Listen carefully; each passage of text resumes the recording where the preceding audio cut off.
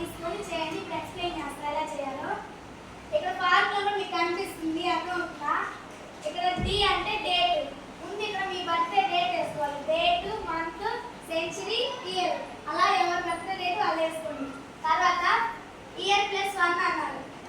Year అంటే 11 ఉంది. ఇక్కడ +1 అంటే +1 చేస్తే 11 కి 12 అయింది.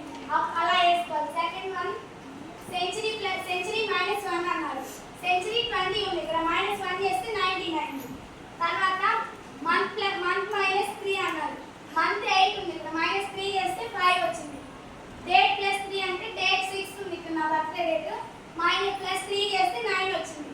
మంత్ కి -2 చేస్తే 6 వచ్చింది. 8 కి 8 -2 చేస్తే 6 వచ్చింది. డేట్ కి +2 చేస్తే 8 వచ్చింది. ఇయర్ కి +2 చేస్తే 11 వచ్చింది. 13 వచ్చింది.